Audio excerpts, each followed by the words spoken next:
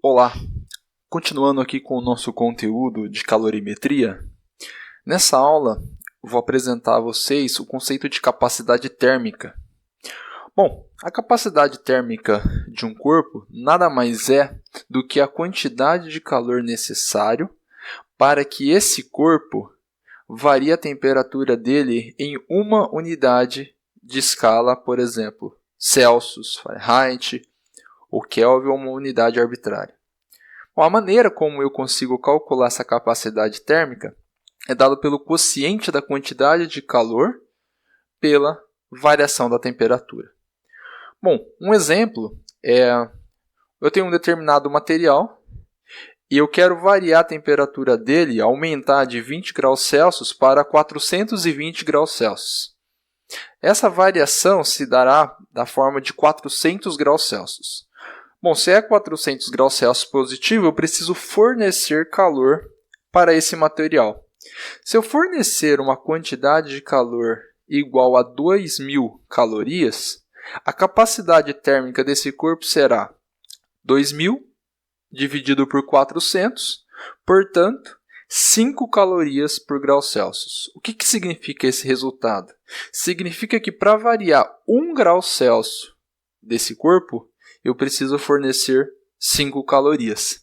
E essa é a definição da capacidade térmica.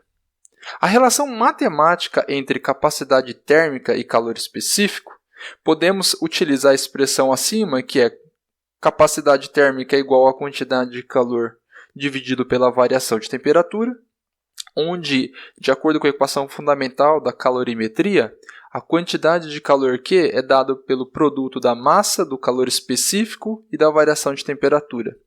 Simplificando a variação de temperatura, eu chego na relação entre essas grandezas. A capacidade térmica, o Czão, o C maiúsculo, igual a massa do corpo vezes um Czinho, o C minúsculo, do calor específico. Essa é a relação matemática entre capacidade térmica e calor específico. Agora, vamos para a outra definição de calor, que seria calor latente. Se o calor sensível é o calor que nós fornecemos ou retiramos de um material para variar a sua temperatura, o calor latente está relacionado com a mudança de fase de uma substância. Lembrando que a mudança de fase seria, no nosso caso, de sólido, líquido e gasoso, que nós chamamos de estados da matéria. Relembrando, a mudança do sólido para o líquido nós chamamos de fusão, a mudança do líquido para gasoso nós chamamos de vaporização, a mudança do sólido direto para o gasoso a gente chama de sublimação.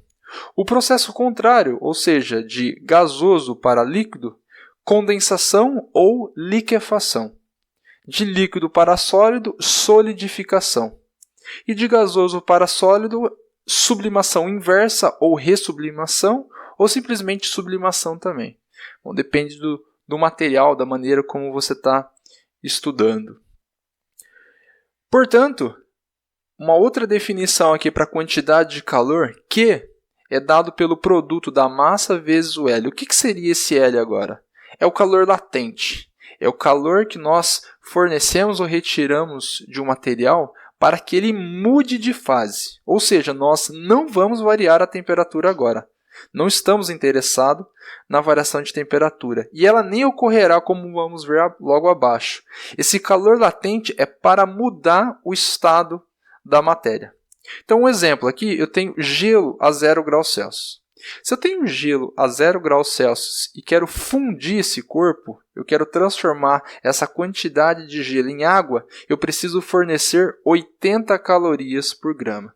A cada 1 grama de gelo que eu quero derreter, eu tenho que fornecer obrigatoriamente 80 calorias.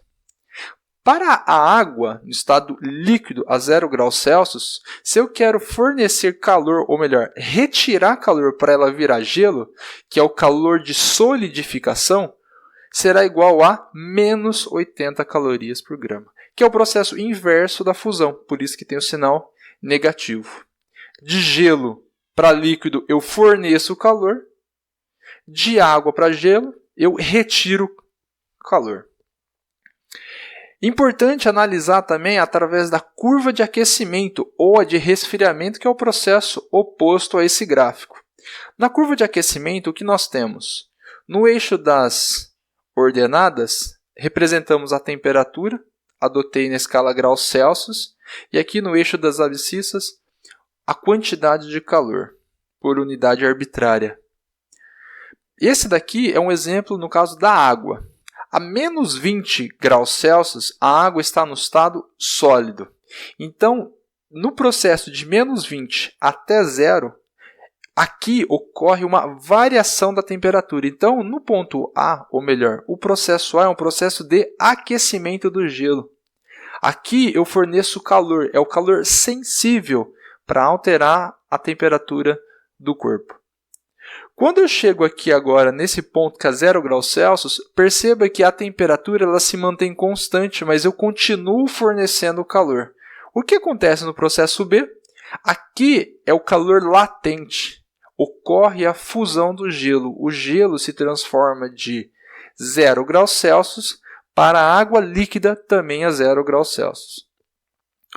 Aqui, no processo C, ocorre calor sensível, o calor responsável por variar a temperatura da água de 0 até 100 graus Celsius. Então, nesse momento aqui, a água ela simplesmente absorve calor para variar sua temperatura, que a gente chama de aquecimento da água líquida. Esse processo D aqui, perceba que quando a água atinge 100 graus Celsius, ela permanece com a temperatura constante. Por que com a temperatura constante e mesmo fornecendo calor? Porque agora a água que está no estado líquido, ela se transformará em água no estado gasoso. Então esse processo D nós chamamos de vaporização da água líquida.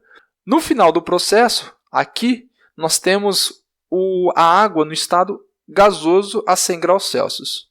O processo E é fornecer calor para o gás para ele simplesmente aumentar de temperatura.